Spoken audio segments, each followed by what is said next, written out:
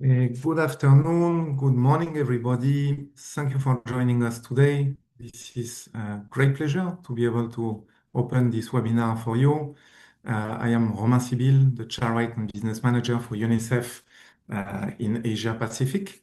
It's a pleasure to be your host today.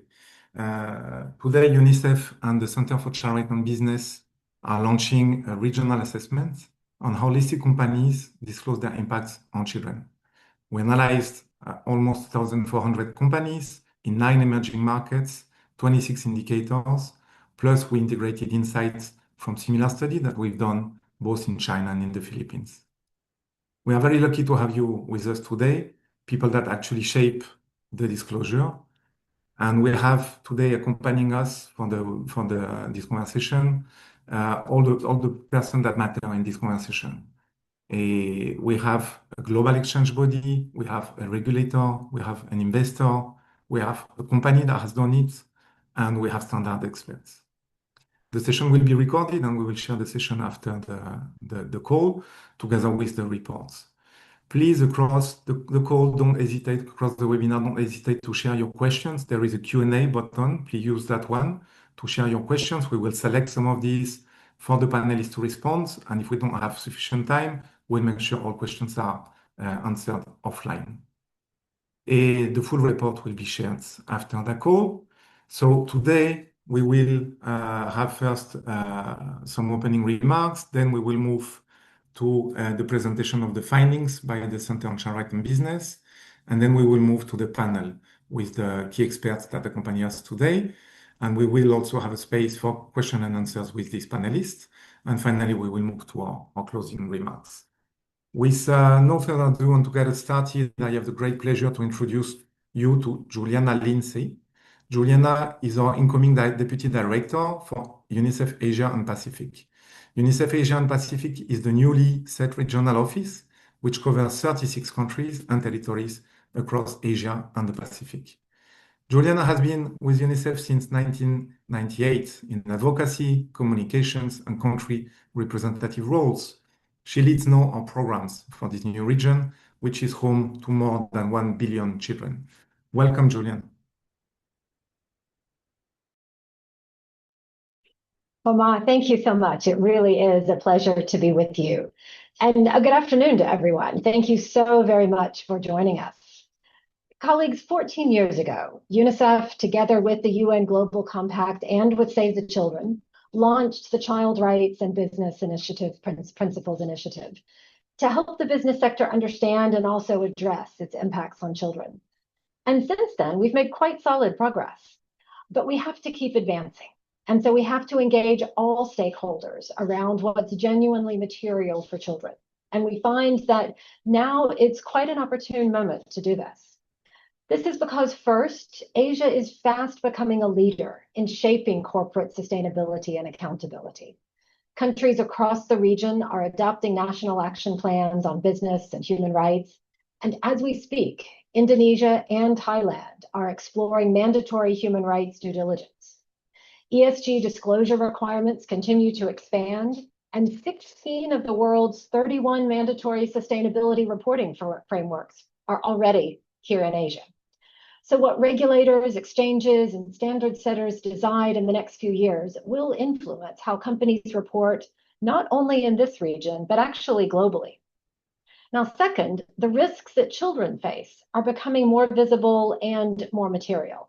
From climate change and online harms to nutrition, child labor, and family well-being, children are affected by the very same issues that are already considered material by companies and investors. But our findings suggest they remain rather absent from how those risks are identified, how they're measured, and how they are reported. So this led us to a simple question. As sustainability reporting expands across Asia and the Pacific, where do children appear in the corporate disclosures, and where do they not? So together with the Center for Child Rights and Business, we analyzed how the largest publicly listed companies in 9 markets across Asia, almost 1,400 companies in total, include children and children's rights in their sustainability and their ESG reporting. And the findings were quite striking. Across 20 out of 26 indicators, the results fall at least 50% below stated commitments. That's not only a reporting gap, it's a visibility gap.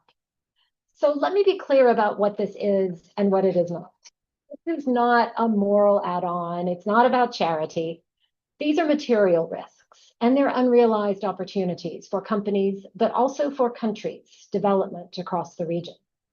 Across much of Asia, every third human being is a child. Children, like my daughter, who's 15 years old, they are dependents of employees in our companies. They're current and future consumers. I think of my daughter wandering around the malls here in Bangkok. They're users of our digital services when we think about them on their phones or on their laptops or their tablets. They're members of affected communities, and they are the future workforce of the region. But the good news is nothing that we're asking for and that we're talking about today requires a new obligation. Child rights fit naturally within the human rights due diligence, within the supply chain requirements, within the ESG frameworks that are already taking shape across the region. So the task is not about creating new systems. It's about ensuring that children are visible within existing systems. So that's why today is not just about naming the challenge, but very much about identifying solutions. And that's why we've brought together with the Center for Child Rights in Business, we've brought together the people who can build these solutions. A securities regulator, a standard setter, a global investor, the UN Stock Exchange Initiative, and a frontrunner company. Because the mechanisms that help companies report better, that will hold them accountable, can only be built together as a community. So thank you so much again for being with us, and I'm looking forward very much to hearing the discussion over the coming hour or so. And back to you, Ramon. Thank you so much, Juliana. And allow me now to move to our next speaker. So the next speaker will be Gayang Ho. Gayang is the Director of Research at the Center for Child Rights and Business. She's the lead author with her team of that study. She has designed the 26 indicator check framework and the methodology behind this analysis of almost 1,400 companies. And she and her team has built the instruments that the report runs on. Actually, this whole methodology that we developed is also going to be published together with the report for anyone to replicate. So Gayang, I'm so happy we are today presenting and launching this report. It's been a long way and a lot of work, but I'm very happy with being able to do that together, and hand over to you to present us the finding of that report. Over to you, Gayang. Great. Thank you, Roman. And it's been a great joy to be part of this project, leading the methodology and the analysis. So today, I just want to share a little bit of what we can today within the 15 minutes that we have. So first, this topic is not new. As Juliana mentioned, UNICEF has been advocating for child rights disclosure for some time, but our approach to this review brings an additional perspective. So there's three key objectives we want to mark for the study. First is to provide a regional overview with representative samples across the region, across 9 markets. And then to have a comprehensive methodology to assess company performance on material impact across child rights disclosure, based on their reporting in the FY 2024. In addition to the analysis, we also provide practical and targeted guidance to key stakeholders with the aim to support this region in improving transparency, sustainable development, and competitiveness through stronger child rights disclosure. Thanks. Next, please. So child rights are material to business. They're across operations, products and services, and workforce. So the financial consequences are real. So we created 26 indicators plus 3 additional for specific industry across 10 key reporting topics to make sure that these risks is visible and actionable as we go through the sustainability reporting review. All companies are reviewed under the assess the 26 indicators. And like I mentioned, there's 3 indicators that are only relevant for specific industries. Next, please. So in terms of the key findings, now today it's impossible for me to give you a comprehensive overview. While I love digging deep into the data, but I'll spare you the pain of listening to me for 30 minutes and going through the details. So I'll only highlight the key findings and messages that I hope you'll take away from today's webinar. So first, next please. is to understand how companies in this region are doing. In our analysis, majority lie in this moderate level. So what does this mean? It means that companies are typically implicitly mentioning child rights across the indicators. And only just about 10% will have some explicit mentions of the child rights across the reporting topics. And then next, please. So what we're seeing is that child rights are being reported, and most commonly being reported in the frame of child labor elimination, and as well as corporate philanthropy. And one of the key strengths in this region is that companies are often working with external parties, such as government, CSO, development agencies, to advance child rights in the community. Therefore, we are seeing companies reporting their commitments. 8 out of 10 listed companies would have programs that include children. And then 62% will report their child rights impact in the context of philanthropy efforts. Next, please. However, when we look deeper into the companies where they're falling short on, the key structural gap is child rights. It's that child rights are often buried within the human rights framework. This means that companies lack distinct priorities for protecting children. So for example, when children voices are missing from the business strategy, they are also excluded in climate action strategy, where their perspective and needs are not explicitly considered. Then when we also look through at companies' sustainable human resource strategy and operation, protecting child rights in human resource management and workplace means that the companies should have a holistic view on supporting working parents and respecting young workers' rights. So this is the one that with most direct link to the financial implication. If you think about it, employees' children well-being has a direct implication on employees' well-being and productivity. Yet in our review, we find that supporting working parents is often narrow and disconnected, only disclosing 1 or 2 employee benefits, and especially around flexibility work arrangement. There are very limited companies who would make the direct link between parental support, safeguarding children, and productivity. So then another pillar that we're seeing key gaps is that previously you've seen that there is a strong commitment around eliminating child labor in supply chains. However, when we look closely in companies' disclosure on this topic, there are limited companies disclosing proactive support in preventing child labor and promoting safe work and workers' rights in the youth supply chain. And lastly, one of the biggest blind spot that we spotted is child rights in products and service offering, particularly marketing to children, digital safety, and nutrition. Companies often reference human rights framework, but they fail to address children's distinct vulnerability in these areas. So for companies such as F&B and technology companies, it's important for them to demonstrate stronger child rights due diligence. It's important to close this critical gap. Next, please. So at the heart of all these gaps is one single issue. Child rights are often not treated as a material risk. While 45% companies identify human rights in materiality assessments, only 1% explicitly mention children's rights. Next, please. Now, to be honest, these gaps that we found is not quite entirely specific to this region. It actually quite aligns with other UNICEF studies that have been conducted in the global and country levels. However, to understand these gaps a bit better, we did delve deeper in our current review for this region. We understand that companies do not necessarily report everything in their sustainability reports. So as part of the methodology, over 10% of the companies were selected to review beyond the sustainability reports. We looked into human rights impact reports, supplier code of conduct, and some other relevant reports, documents. And we found that there is a significant intent to impact gap, or what we know as the say-do gap, meaning across the indicators, when we break down what the companies are saying, first, are they stating their intent? And when they do, did they formalize this intent through the formal commitments, such as having a policy in place? And how many companies report this impact that they make?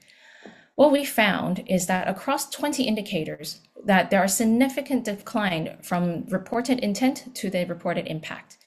And at least eight of the indicator with this decline is of 80% decline, meaning that companies are not backing up their intention in the sustainability report with impact. And this can present them with a risk of social washing. So let me take you an example of an indicator with the widest gap, with one of the widest gap, which is elimination of child labor risk. For example, in that subsample that we reviewed, 52% would have expressed there's an intent to address child labor risk. Now, then when we look closer to the commitment, only 29% would have established this in their policy, and this is already a 44% decline. But at the end, when we look through the impact, only 12% of the companies would have disclosed their impact based on their child labor prevention and identification programs or procedures. And this is a cumulative of 77% decline. Next, please. So in addition to that, to looking at this gap in a deeper level, we also looked at examining the variation of child rights disclosure across industry. And we found that there are two distinct drivers that will look at different industries' performance. One is that consumer-facing and highly regulated sectors often do achieve relatively higher scores, while the service-oriented industries and B2B or B2B or companies have slightly lower average. Now, overall, the maximum point is 260 across, which is the full mark for the full scores for 26 indicators. So it is still relative. There is still quite a way to go, but you can see that there is a slight difference between these two different sectors, or these two different perspectives of the sectors. Next, please. The other driver is mandatory versus voluntary reporting. We found that companies who are in the mandated reporting markets, they tend to have a slightly higher average score. So if you look at the blue bars, that is for the mandatory companies with mandatory reporting, and the orange bar is where the average companies scores with who are partially mandatory or voluntary. And you can see the significant gap there. Now, so what does this mean? What does actually this means? Because while we just share some of the key gaps with you, of course, in the report, there's a lot more findings onto what we're seeing and really going down deep into each specific sector. But today we do want to also have a bit of time to share with you some of the practical and actionable guidance for the key stakeholders. So we'll share some key headline of the recommendations for the following stakeholders. Next, please. So Asia holds half of the world's mandatory sustainability framework, which means that this region is already a ready-made platform to embed child rights into the national disclosure requirements. There's a practical opportunity not to create new reporting standards, but rather embed child rights into the existing global reporting infrastructure without building a new system. So the key focus is really about disclosing material risk and using existing infrastructure to build and to keep markets competitive. Next, please. And for stock exchange and standard setters, now, while we saw for the mandatory reporting did have a stronger, companies in mandatory resettings does have a stronger performance, it is not just about having mandatory reporting standards. It is also about providing support, which includes publishing prescriptive implementation guidance. We found that this is a great tool to support companies, which means allowing them to have step-by-step guidance, providing it, what does it mean by an official to have a child lens in the mapping the major standards, and also allowing to embed standardized child rights metrics into the standards. And this will require child rights to be addressed in the materiality assessments, such as providing capacity building to understand the financial materiality. For example, like how would child rights issue create risk and opportunities for companies? And what about the impact materiality to help companies to understand how companies affect children, regardless of the immediate financial implication? And of course, including the child rights standard in the listing criteria, as well as collaborating with industry bodies and child rights organizations to provide sector-specific guidance. Next, please. We do understand that it's a challenging time for companies to navigate this continually changing sustainability reporting regulatory landscape. So we do strongly encourage companies to stay ahead of the game with these 4 key actions: to ensure that you strengthen the action and impact disclosure, to integrate child rights materiality assessments, and to test whether your commitments are implemented to avoid social washing and start with the most material impacts per sector, and extend this protection to the worker, which is your immediate workforce. Next, please. And last but not least, the investors who play a significant role in this. This study is not about adding another checklist for the investors. Instead, it offers insights on how to sharpen the existing risk assessments by identifying companies' ability to address the child rights issue. It is a signal to maturity of the managing operational and supply chain risk and reducing overall portfolio risk. So for example, in the screening and the risk assessment, looking at how to evaluate the intent, action, and impact gap, it is part of the investor due diligence. Our review shows that the human rights frameworks are broad in treating children as one vulnerable group among many. But when companies recognize children as a distinct stakeholder, it does shift their strategy towards deeper consideration into the specific needs for the future generation. This means that the investor has a role in driving stronger transparency, and they can do that with more effective engagement. Rather than expecting companies to operate in risk-free environment, which is frankly unrealistic, investor could encourage companies to identify and communicate risk, which is critical when embedding responsible business practices. Next, please. As I said in the beginning today, it is about giving you just the key highlights, and there's so much more in our reports and study. So please do go into the link and feel free to download the full report and the comprehensive methodology guide. As Roman has mentioned in the beginning, this study does have an open source methodology to allow different markets and stakeholders to replicate, to ensure and to look through how to embed child rights into the sustainable reporting review.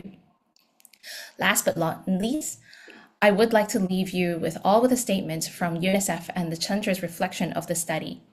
Child rights disclosure is not a nice to report. It is a non-negotiable foundation of sustainable business and sustainable business and resilient societies. And it's a critical blind spot that cuts across all 3 pillars of the ESG reporting system. Thank you. Thank you so much, Gayan. Thank you very much for that presentation. It was, I think, very clear on the main finding. We invite you all, and again, we're going to share the reports after the call, but we invite you all to go through the report. There's much more finding and much more detailed findings, as Gayan was saying. Yes, children are yet to absent from sustainability disclosure. Children also, when they exceed this disclosure, frequently miss the most material risks and impacts on children, including and beyond child labor. And we did the sectoral analysis, we did the programmatic analysis to understand where these impacts are the most salient for children, how companies are performing. We also added the sectoral analysis, business sector per business sector.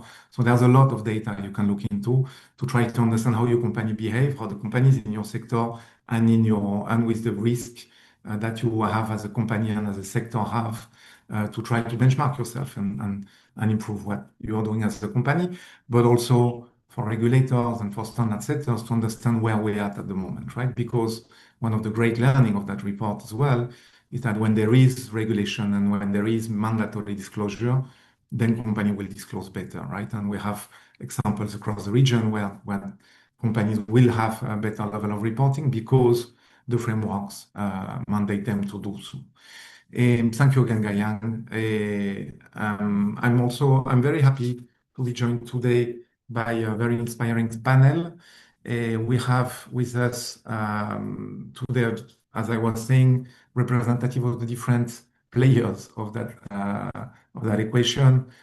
We have SEC Philippines, who regulates how companies in the Philippines will have to report. We have the institutes Indian Institute of Corporate Affairs, who is in charge of designing the standards for India. We have a company, BDO Bank, that has recently published a report that includes children on a much more material way. We have the investor with Robeco, who's going to share their perspective, and we have also the UN Sustainable Stock Exchange Initiative, who gathers the stock exchange and discuss with them how to improve their performance. So if you can please put the speaker on the screen, and all the speakers, if you can please open your camera.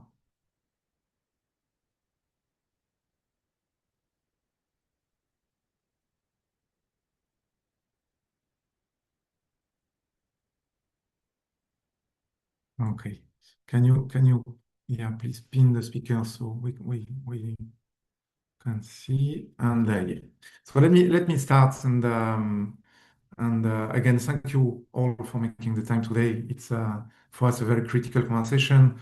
We know that children are not always well embedded into corporate sustainability, but now we have data, in particular when it comes to disclosure, and that opens a lot of space now for advocacy, for engaging businesses, for engaging regulators, for engaging stock exchange, etc. And this is the beginning of that conversation, and we're very happy to having you today to start that important conversation. Let me please begin with Attorney Rachel. So Attorney Rachel Gumtang Remalante is the Director of the Corporate and Governance and Finance Department at the Securities and Exchange Commission in the Philippines. With SEC since 2008, she drafts the country's financial regulation and currently leads the regional progress through the ASEAN Capital Market Forum and on the ASEAN Sustainability Taxonomy. Her work has helped Rachel earn the SEC UNSCT AD ISA honors 3 times already. Congratulations. SEC is also a close partner to UNICEF because we co-launched last year a very similar study in the Philippines. So they are the front runner for us in the region, and we are interested to hear how things are going in the Philippines. Thank you again for that collaboration. So Attorney Rachel, you spent the past year engaging directly on children and disclosure in the Philippines after co-publishing the first report with UNICEF on disclosure on children rights in the region.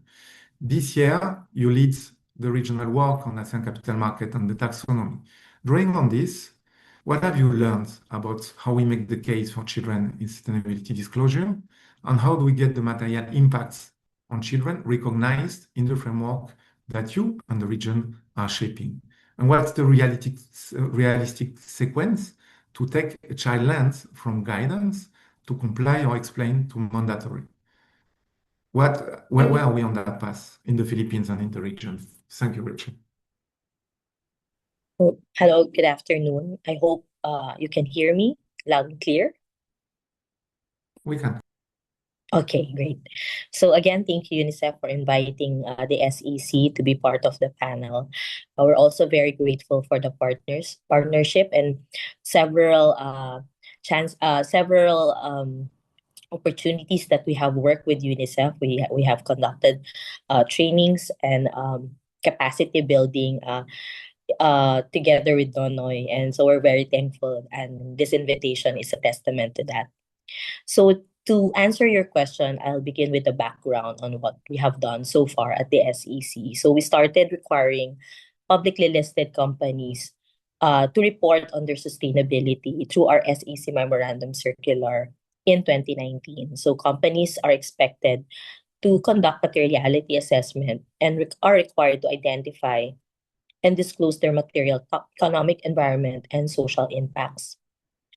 So I've taken notice that children are already affected by business activities as members of communities, consumers, family members of employees, future workers, and through supply chains. So when these impacts are material to enterprise value or to the company's broader sustainability impacts, they deserve to be identified, managed, and transparently disclosed. So the issue, therefore, is not that children are outside the framework. The issue is that they are often not explicitly recognized during the materiality assessment. So if a child-related impacts are material, for example, child labor risk, product safety, environmental impacts on communities, supply chain practices, or family-friendly workplace policies, then naturally this should emerge through a materiality assessment. So what does the evidence tell us so far and where the gap is? So last year, the UNICEF Philippines provided a study with the support of the SEC Philippines, and it gave us an evidence-based baseline through the Investing in the Future. This was launched in April 2025. The study found that many Philippine-listed companies already disclose human rights. I think that was also what was mentioned a while during the presentation. It disclosed human rights, labor practices, and community investments, but children are seldom identified as distinct stakeholder group or considered explicitly in materiality assessments. Most references are indirect or rather than intentional. So the broader regional study reinforces this finding, with 74% of companies report human rights commitments, yet only 5% explicitly identify children as stakeholders, and only 1% include child rights in materiality assessments. That tells us this is less a reporting problem than a materiality recognition issue. So as a regulation, our experience, similar to other jurisdictions, is that it is a journey. When we started with our sustainability reporting, mostly for the publicly listed companies, we provided a template because we know that not all companies are in the same phase or same level of disclosing other sustainability. So companies do not move directly from no reporting to high quality mandatory disclosure. And regulators typically begin with guidance and capacity building, allowing companies to strengthen governance, improve their materiality assessments, and develop more reliable disclosures. As reporting quality matures, jurisdictions are better positioned to integrate international standards into regulatory requirements. And this is also our approach at the SEC. And as mentioned a while ago, we began our journey with the sustainability reporting guidelines for publicly listed companies in 2019. And we have strengthened this reporting with the issuance of our SEC Memorandum Circular MC16 series of 2025, wherein we have already adopted a framework of the Philippine PFRS, or Philippine Financial Reporting Standards S1 and S2. So alongside these partnerships, such as our work with UNICEF, provide research, practical guidance, and capacity building that help companies recognize child-related impacts within existing governance and reporting process. So we know that mandatory reporting alone is not enough, which is one important finding from the regional study. Because mandatory reporting improves disclosures, but regulation works best when accompanied with implementation guidance. So companies need practical examples showing where children may be affected, how those impacts become material, what governance process should exist, and what meaningful disclosure looks like. So in other words, guidance and capacity building make mandatory requirements far more effective. So we can say we have already a mandatory sustainability reporting framework for publicly listed companies and on large non-listed companies, but adopting a PFRS S1 and S2 framework. We are aligning with sustainability disclosure standards that are based on international standards, because we know that there's a growing investor demand for decision-useful ESG information, and now evidence identifying where child-related disclosure gaps remain. We do not intend to create or burden companies with entirely new reporting requirement, but instead enhance and embed and help companies better identify where child-related impacts are material within existing governance, risk management, and sustainability reporting process. As a regulator, our objective is to improve the quality of the sustainability disclosures that investors and other stakeholders rely upon. So we know that children should not be viewed as an additional reporting topic. They should be recognized where they represent a material sustainability impact or risk. Our task as regulator is to help companies make the connection within the reporting frameworks that already exist. So from our perspective, integrating a child lens is therefore not about adding another compliance obligation. It is about making our sustainability reporting framework more complete, more decision useful, more reflective of the real impacts business have on society. So back to you, Roman. Thank you so much, Attorney Rachel. And I think it's very interesting to understand how you are working on embedding the children right into the guidance and the models and the framework that exists already, right? And I guess that's one of the key messages. We don't have to reinvent the wheel. We don't have to add layers of complexity. It's a blind spot that can very well be solved by finding the way and finding the indicators and finding the existing frameworks where children rights are material and relevant, and here we can help company understand and report on this. So thank you so much for your intervention, and we are working continuously together, and I think having such a leader now at the driving seats of ASEAN Capital Market Forum is also a great opportunity. So we count with all your support to think of children in the next few months. But yes, thank you for your words. Let me now please move to our next speakers. Thank you again, Attorney Rachel. We are now looking towards India, home to two of the largest stock markets in the world. Welcome, Dr. Garima. So Dr. Garima Dadish heads the School of Business and Environment and the Center for Business and Human Rights at the Indian Institute of Corporate Affairs, and which is the capacity arm of India Ministry of Corporate Affairs. She sits on the ESG Standing Advisory Committee of the Securities and Exchange Board of India and advise on disclosure reform under the Companies Act, central to India BRSR architecture. So Dr. Garima, thank you for being with us. The question is, India BRSR is one of the region's most advanced mandatory disclosure framework. And I was saying a little earlier that when the frameworks are solid, the disclosure works better. Actually, India leads in terms of the quality of disclosure thanks to that framework. Yet the report finds that sector-specific child risks are still largely invisible behind the generic human rights language. Where are the concrete openings in India, in BRSR, to add a child lens? And why do you think does that matter? Could you share with us a little bit on how, from your perspective, and how maybe from SEBI's perspective, but also how we collaborate with UNICEF to embedding children in India disclosure and the governance work at the moment? Thank you. Garima, over to you. Yeah, thank you, Romain. Thank you so much. And let me congratulate you for this very interesting report. As you have rightly mentioned that India has one of the world's most comprehensive sustainability disclosure regime through BRSR, which is mandated to the top 1,000 listed company by market capitalization.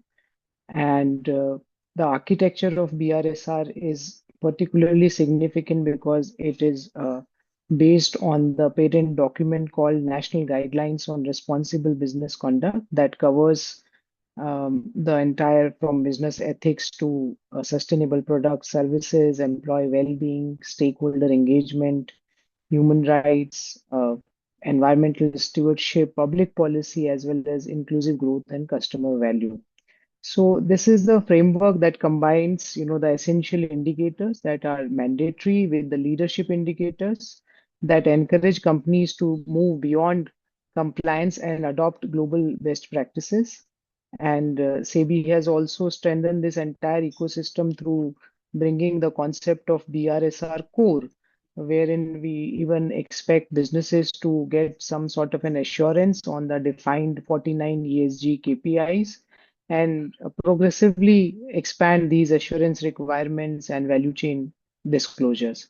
So what I'm trying to highlight is that, that we are demonstrating that, India's transition from disclosure-based reporting to a more assured and a decision-based sustainability information. But as your report also highlighted, there are certain gaps are there, particularly with reference to the visibility of children within the corporate disclosure. And I would not spend much time on the importance of it because we all understand that how child-related risks are generally subsumed under the broader themes of human rights, labor practices, community development, and so these all disclosures are extremely important, but somewhere they are not, adequately capturing the specific ways in which business operations and value chains affect children. If I can give an example of, principle 3 of employee well-being, the existing focus is primarily on employee health, safety, diversity, and welfare. So, a report on a more family-friendly workplace policies, maternity, paternity benefits, child care facilities, breastfeeding support, prevention of even adolescent labor, and as well as awareness of all the employees on the child protection. We can think of bringing that kind of a specific lens to this disclosure regime also. So these risks are also very, it is not a very sector specific. It varies from I mean, some risks are generic, which are cross-cutting amongst all sectors. Some sectors are certainly more, I would say, hard to abet sectors and all, where even we can identify that where the child risks are high in what specific sector. So, for example, in agriculture and food system, issues like child labor, nutrition, climate vulnerability, they all become particularly relevant. Also, we have done, we are actually working on developing adaptation of these NGRBC, which are very much sector based. So we have worked on textile, ready-made garment sector, and we know that in textile and apparel sector also, responsible sourcing and supply chain due diligence remain very, very critical. Also, mining infrastructure and extractive industries, they influence children's health, education, and community well-being through environmental and social impact.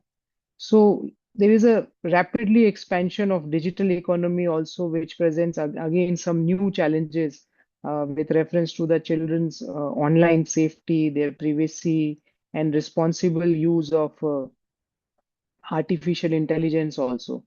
So this is where actually we see as a country that there is a lot of opportunity to demonstrate global leadership.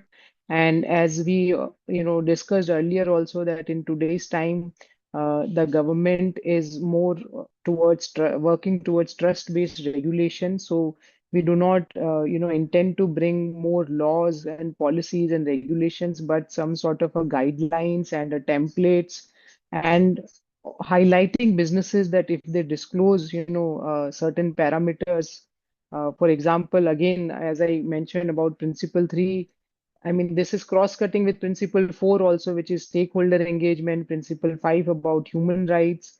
So if we can ask some specific questions on stakeholder engagement in terms of a format only, which is not a mandatory requirement under any specific law, but uh, explicitly, if business can recognize children as a distinct stakeholder group in communities, so they can actually disclose how they assess impact on children health, education, and well-being during the project planning.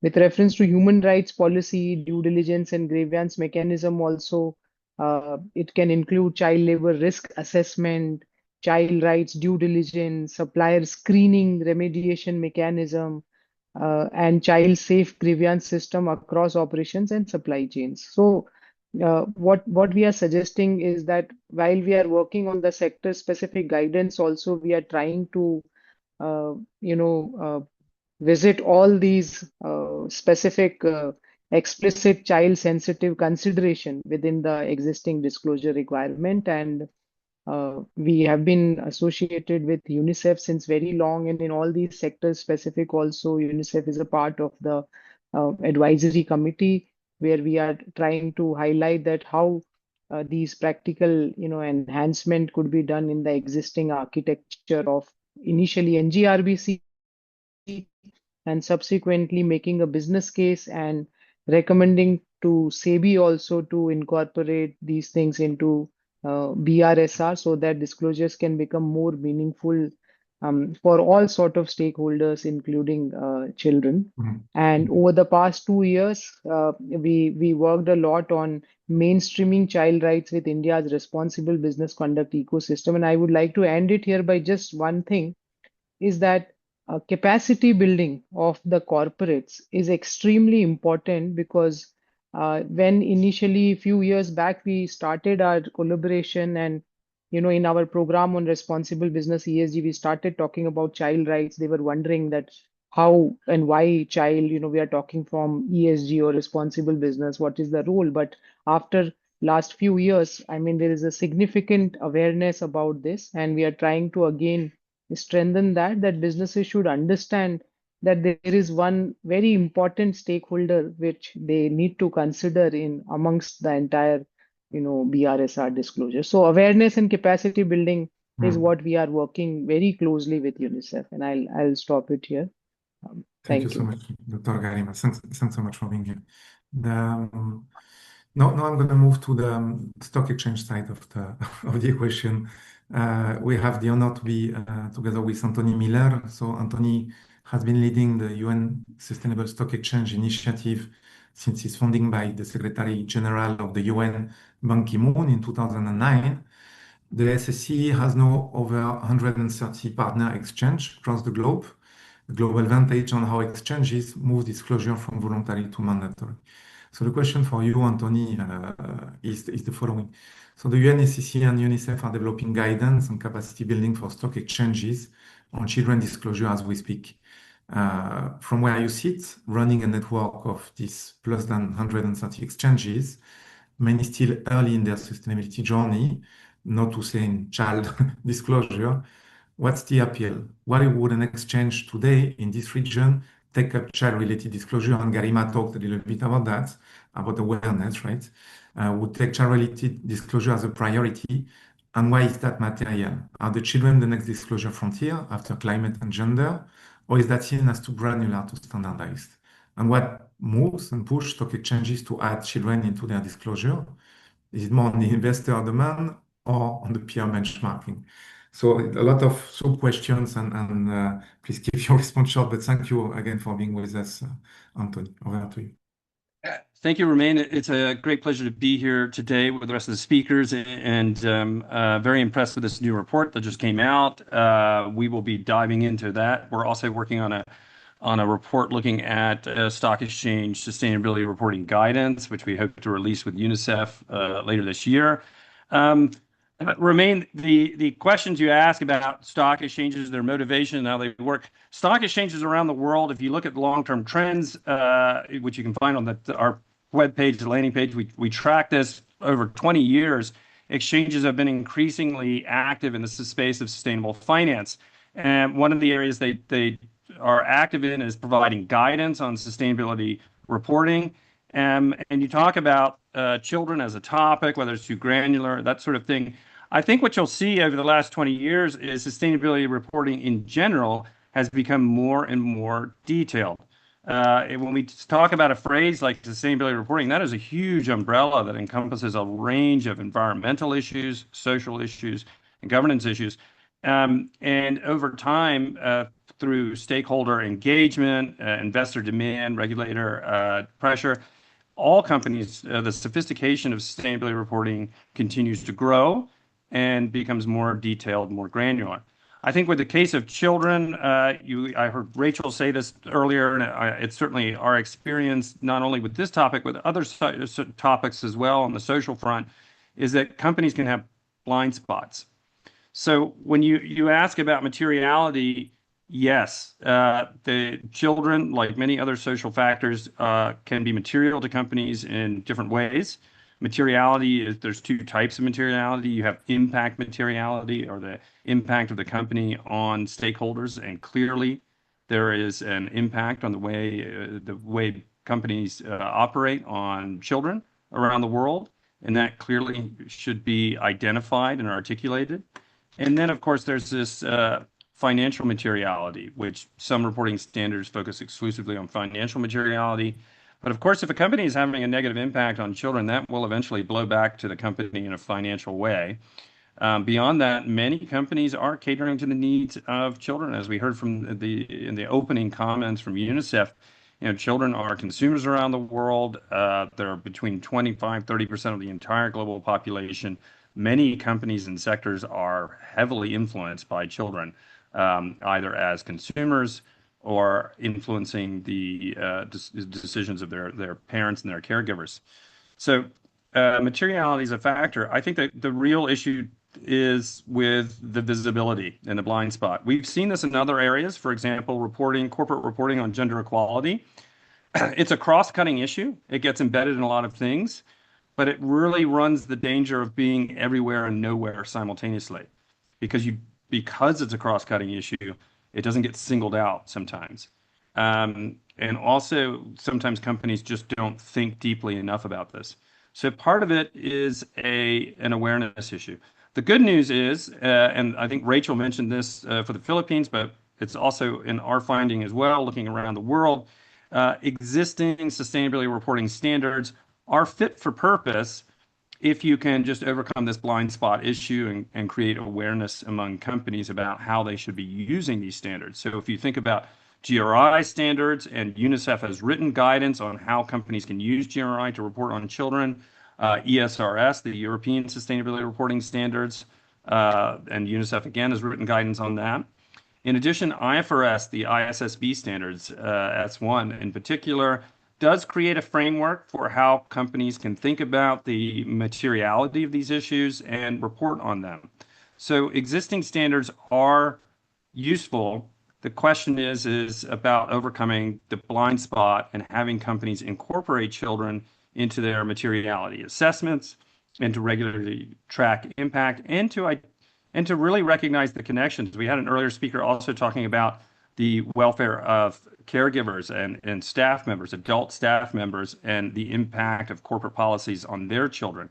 It's important for companies to understand these kind of 1 degree of separation issues, which have a direct impact on children. So for all of these reasons, we have reasons to hope. Overcoming this blind spot is really about capacity building. The previous speaker just spoke on that. At the SSE, we always emphasize this.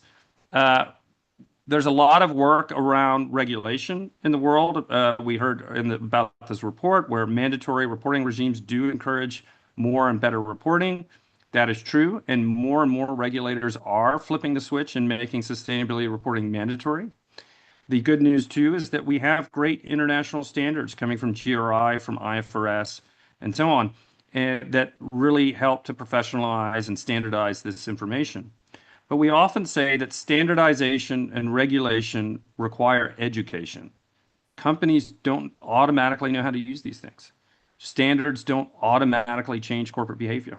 If we could fix every problem in the world by passing a new regulation, we would have no problems in the world. Many companies have a genuine desire to do the right thing. They're just confused and don't understand. They don't understand the standard. They don't understand the regulation. They don't understand how they're supposed to be implementing it. So market education is critically important. And the SSE is working with UNICEF to launch capacity building in this area. And this is also where exchanges come in. Stock exchanges around the world provide market education to their listed companies. Listed companies are often coming to exchanges to ask questions about different rules, whether it's tax rules, governance rules, accounting rules, but also sustainability rules. And they often look to exchanges to identify the latest trends. So you ask about the next frontier. Yes, I think everything we do around sustainable development, it's around the future. The whole point of sustainable development is creating a future where we're enhancing life for future generations. So children are really at the heart of that. So we cannot ignore children. Children are a centerpiece of sustainable development. Otherwise, why are we doing any of this stuff? So I think exchanges understand that. I think the exchanges themselves will help to work with market participants to overcome their blind spots. And I think studies like the one we have today are very useful for defining what these blind spots look like in practice. So congratulations again on the great report. Thank you. Thank you so much, Anthony. And yeah, thank you for talking again about awareness, right? I think we tend to believe that everyone understands everything. So it's important to take the time to sensitize companies, sensitize stock markets. And we appreciate and we work in the Philippines with the stock market. For example, with the Security Exchange Commission, we work, in other countries with the stock market as an access to the companies that are interested to learn about these things as well. So thanks for your words. Let me now move to the investor in the room and welcome Yumi.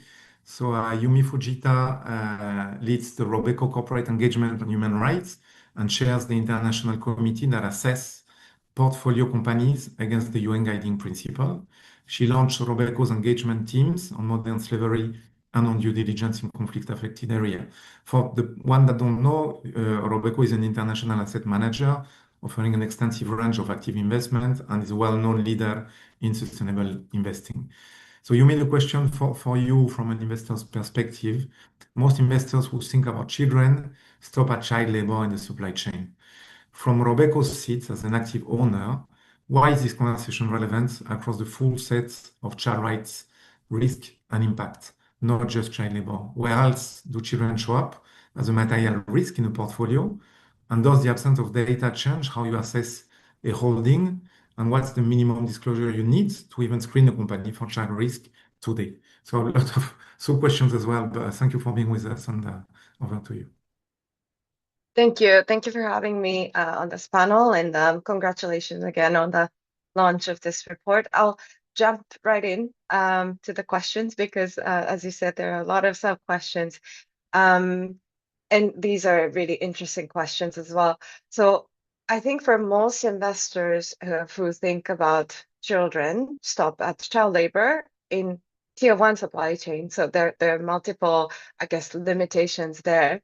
I think, think about child labor, that's understandable because it's legally exposed. It shows up in social audits.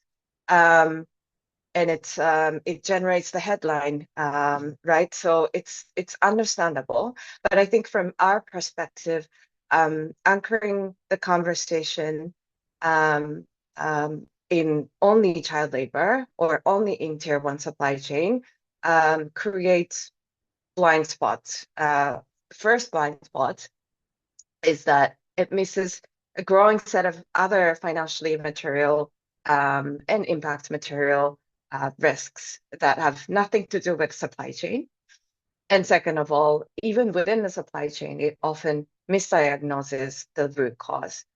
I would like to speak first about the supply chain root cause point because it's really like, how you address the root cause or how identify the root cause and how you address it matters enormously, and how companies discloses what they have done differs a lot depending on that. So one example from our past engagement is there was this cosmetics company. In 2024, a BBC investigation found child labor in this cosmetics company's supply chain, a jasmine supply chain for flavor or perfume. When we engaged with the company, it signaled the importance of addressing the root cause and how you go about addressing it. So the situation was such that a simple wage increase may actually incentivize more child labor because if adult incomes rise, families pull children into work even more alongside them to earn more. So the way to address was not simply to just increase the wage, but more about changing the structure of the remuneration, addressing the poverty systematically, or also creating conditions where children can attend school, providing capacity building to the community, emphasizing importance of having children attend school, for example. So the company has also built, the company has done a lot of these things, and it has also built a multi-stakeholder coalition with peers, NGOs, and the government. Because some of these things, it's not addressable by only one company. So they have created this coalition. They have also successfully, discussed the government to amend national labor law for the sector, for the agricultural sector. They've also, by the way, created the KPIs to measure the effectiveness of their initiatives. Which we see often lack from companies, not just Asian companies, but companies across the world. They really don't disclose how they measure the effectiveness of their initiatives. So that's one thing I would point out. Again, this matters because it really tells you how different way companies should or can address the issue. And this is nothing like a box ticking exercise of social audits. And maybe I'm going back to the first point that I made, which is that children don't only appear in supply chain, but also in other parts of our investment portfolio companies. And it could be products, it could be platforms, and these are also very financially material. So I will highlight also other examples here. One is with a technology company, we attempted to co-file a shareholder resolution asking the company to publish a report assessing the risk of its products being used to facilitate the online sexual exploitation of children through their platforms, through their messaging services, for example. The company, they conduct internal assessments of impact, internal assessments of products in line with some of the online safety regulations, such as those in the UK or in Australia and EU. However, they really decline to disclose which products rank highest for risk, and they wouldn't share risk taxonomy or the assessment methodology that they have internally, other than the fact that, this methodology is in line with the regulatory guidance. We were able to secure a board level meeting and a commitment to written, back and forth follow-up conversations. However, we're still, even as of now, we're still kind of largely operating in the dark in terms of how they assess these risks, how effective their child safety controls actually are. The second example is the issue of responsible marketing. I think it was also highlighted earlier here. We have conducted in the past engagement about nutrition and sugar with consumer staples companies. And of course, marketing to children was really a formal part of engagement objectives that we have set. The materiality here is really straightforward. It's a product formulation, marketing practices, regulatory scrutiny, litigation, and also, children as a consumer. It's a revenue impact as well. Some companies had strict marketing guardrails.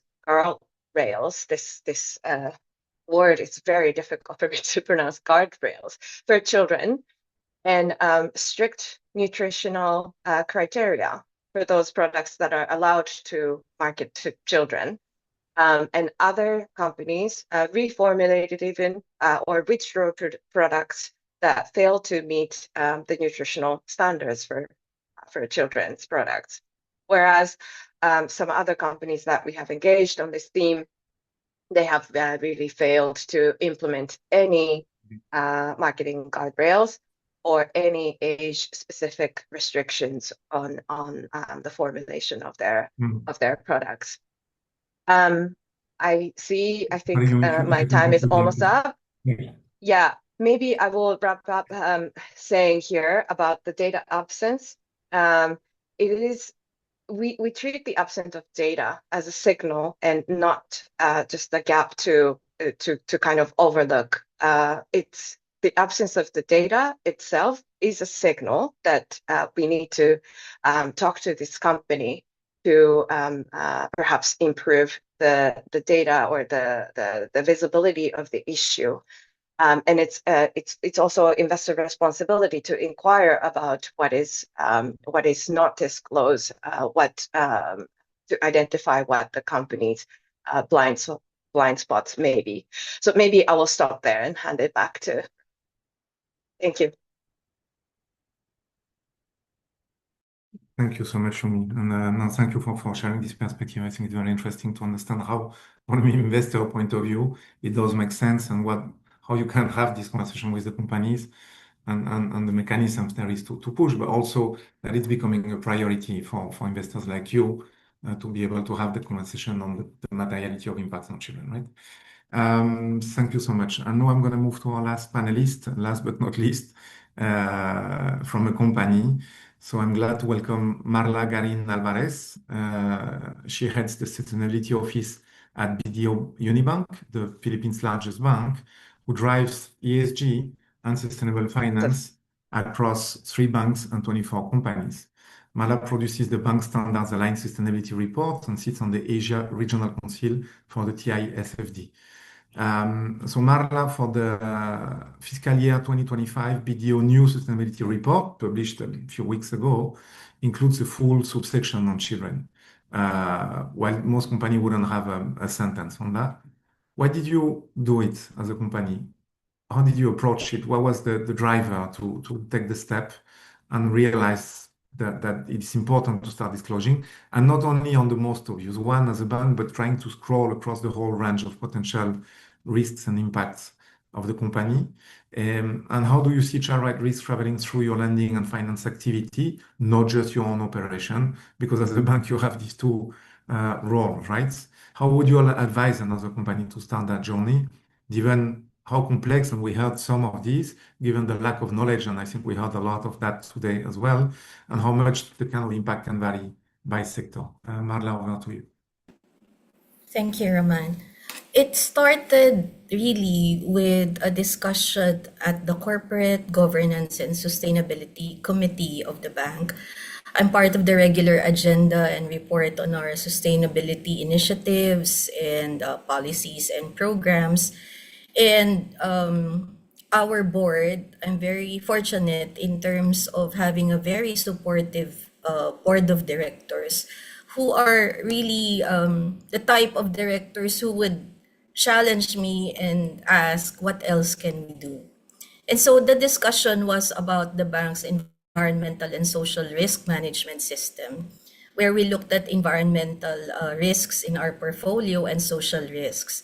And it so happens that one of the social risks we've identified is child labor, which is really where most companies start, as Yumi mentioned earlier. So we were looking at how child labor is defined in terms of the Philippine context, what the age limit was, what was the age for children, in fact, and how in certain contexts, such as with our subsidiary BDO Network Bank, which finances micro, small, and medium enterprises, children are part of the family business. It might be a general store where a child would be asked to work at the store after school hours, and so is that a form of child labor And is that something that we need to engage our MSME clients on? But then there was the eventual question on how else do we impact children in our activities as a bank. And having produced the sustainability report of the bank over several years, I know that in our narratives, we do mention children a lot in different products and services and compliance, particularly on anti-money laundering, for example, and how we conduct capability building and training throughout the bank to recognize transactions that are related to online sexual abuse and exploitation, or OSAIC, of children, so OSAIC, and how this is a key component of AML work for us, because I sit in compliance and I work right next to the AML team. So that's one. Then there's also the insurance companies, which is part of the BDO group. We see this as social protection. And in 2025, our marketing for some of the insurance products centered around the children's point of view as beneficiaries of insurance plans for social protection. And the point of that was how to enable children to achieve their dreams and goals of having a good education, having a secure future through insurance. Then there's also our remittance business for overseas Filipino workers, where the main goal is always to be able to support the family and particularly support the education of children. So parents work abroad, sacrifice time, take care of other children so that their children can be educated and have a good future. So I knew that there were all these narratives in the different parts of the bank that already talk about how we put importance on children as beneficiaries and indirect clients, and also how we can manage risks and opportunities related to our products and services.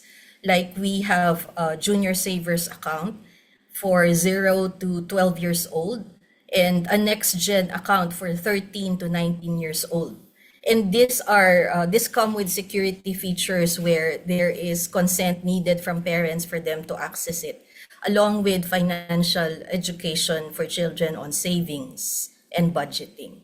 So all of these things, in my mind, were already there. It's nothing new. As Director Rachel said, it's not an additional burden because, in a sense, we have already been reporting on these activities, and it's just a matter of putting them together. And this is where the UNICEF's children's rights and business principles come in as a framework for us to be able to present what the bank is actually doing to respect and protect children's rights across our value chain.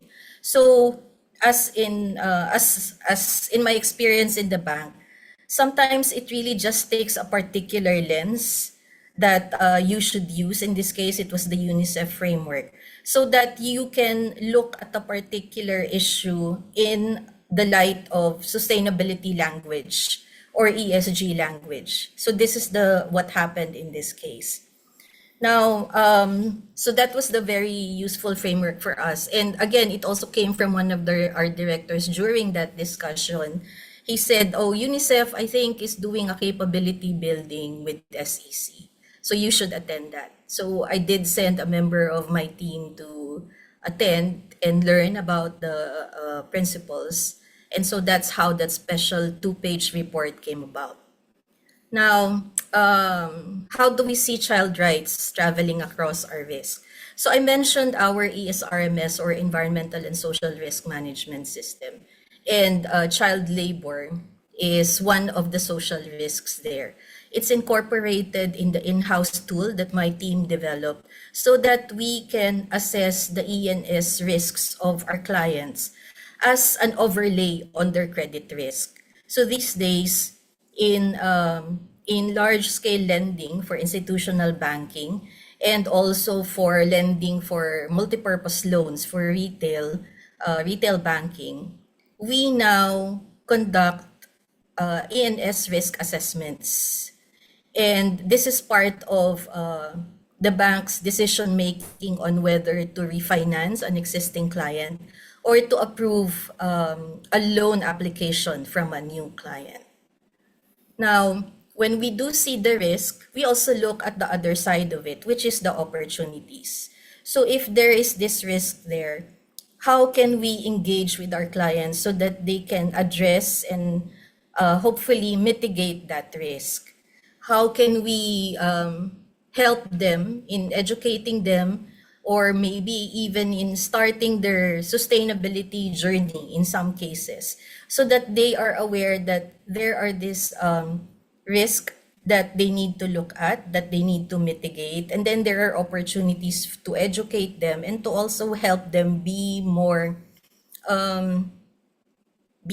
responsible business owners and businesses that would support universal human rights as the bank does. Another segment that's related to that is our ethical code for the supply chain, which we are currently developing, which also includes children's rights among the items or among the factors that figure into how we assess the vendors that work for BDO. Now, how would I advise another company? So I would say this is nothing new. Again, you are probably doing a lot of things already, but you need to look at it from a framework. And here I would recommend the UNICEF Children's Rights and Business Principles framework as a good first step. And referring to the different categories that are in the current report, that would deepen their understanding and their action towards addressing the risks and the opportunities for them to be better at managing their impact, their dependencies, and then the risks and opportunities when it comes to respecting children's rights in their business. Thank you, Malan, and thank you. This is very rich in information, but thank you. And I guess it's very interesting to see how you started the journey, and from the journey, how you're trying to push it towards all the dimension of the business, right? And thank you for the advice for the companies. I think it starts by looking into your materiality. So it goes one step back also into due diligence and materiality assessments, because that's what you have to report about in any case, right? So thank you so much for being with us today. Unfortunately, time is running, so we won't have time to answer all the Q&As, all the questions that you have shared. But as I told you, we will go through the questions and we will share together with the recording of the reports very soon. We will send you an email with all the responses of those questions. I share the link to the report in the chat, so please feel free to look at it and also continue the conversation beyond. We are moving now to the closing part of the webinar, and I'm very happy to receive Ines, our partner in crime, for the development of that report. So again, thank you to the center. It's been really a privilege to be able to develop that report with you. Ines Kampfer is the CEO of the Center on Child Rights and Business. It's a global enterprise headquartered in Hong Kong that has partnered with UNICEF for that study.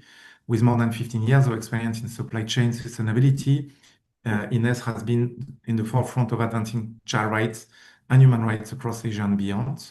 Since 2014, she has led the center's global work, helping businesses and companies understand and address their impacts on children through practical child rights and human rights due diligence programs across a wide range of industries.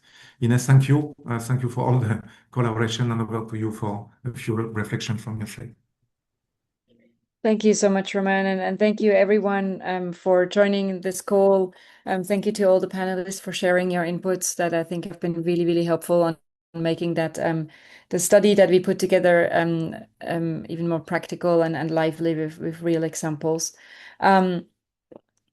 it's very easy to be cynical about ESG reporting. I don't know how many people feel like that on the call, but a lot of times I hear remarks, oh, well, it's just on paper, it's just what companies do.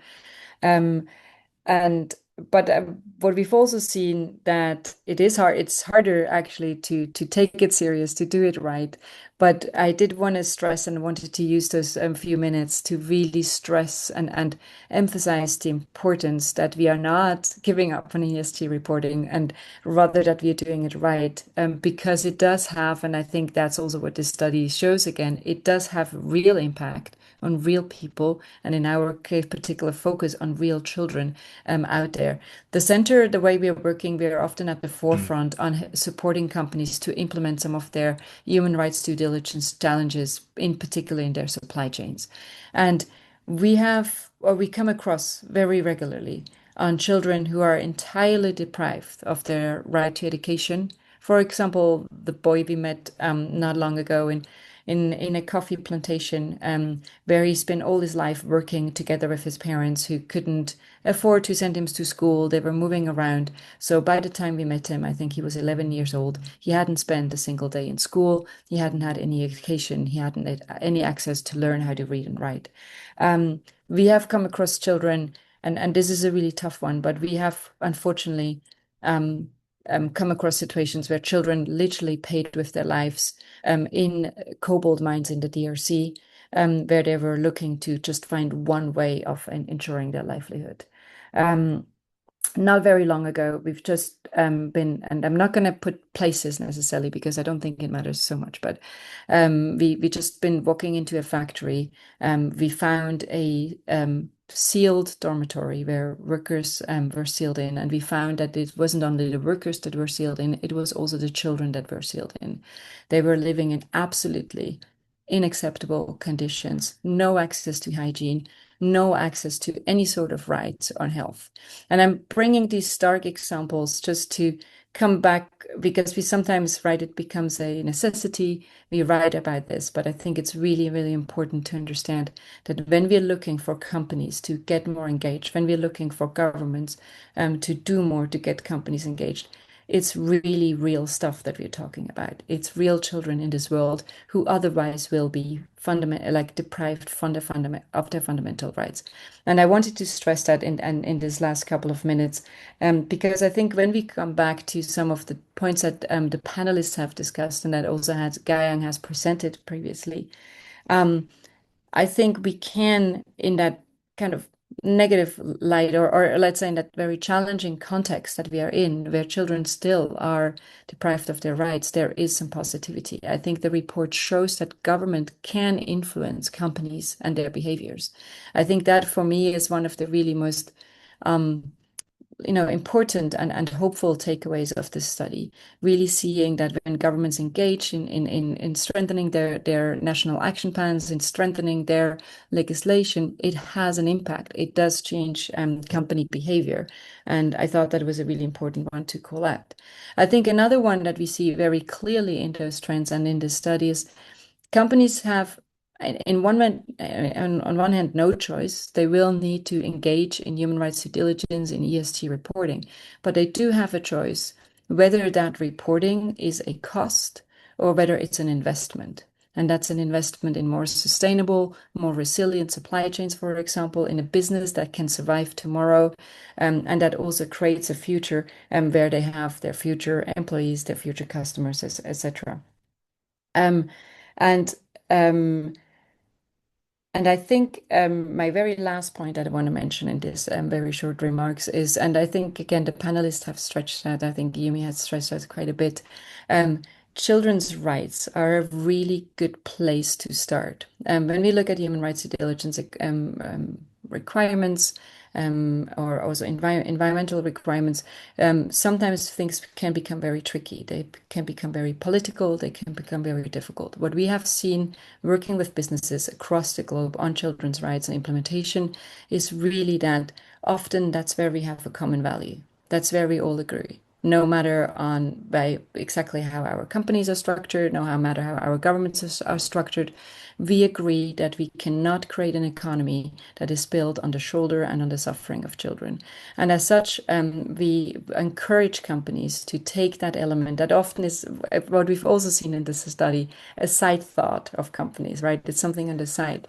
We do encourage companies to take this into the center of some of their human rights due diligence practices, because we know it can open doors, it changes lives, and it is a very effective, impactful way where to put emphasis and priority in our human rights due diligence journeys.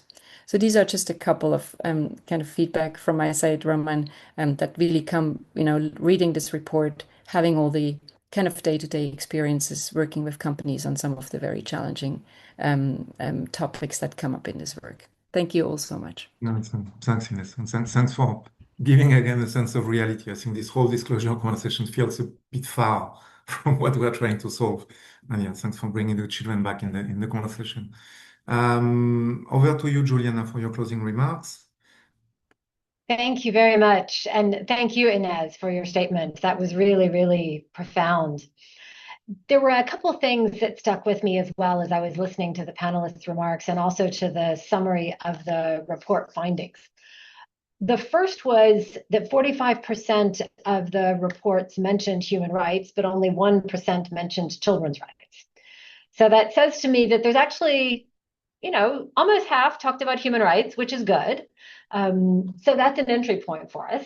If only 1% are mentioning children, that's not so great, but it is then very good room for improvement. And it gives us a baseline, a regional baseline to start with, that we can then, let's imagine that we do this type of analysis again a couple of years from now, that we can then measure the progress against. But I was also struck by, I think it was the colleague from BDO perhaps who mentioned that we needed a particular lens to look through. We need capacity building around this, and then that gives us opportunities to act, to look for how we can better explain the impact that our work has as companies on children.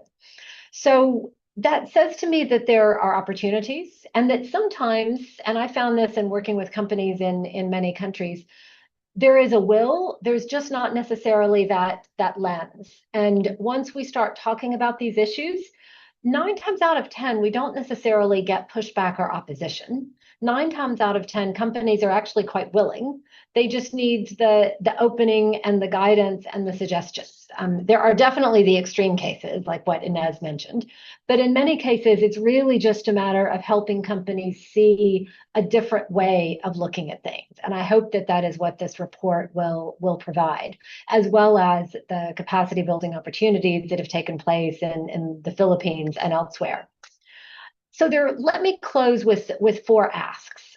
One of companies, of course, to move from not just policy statements, but the next step of the impact of analyzing the proof that ESG measures are actually having on children, on families, et cetera.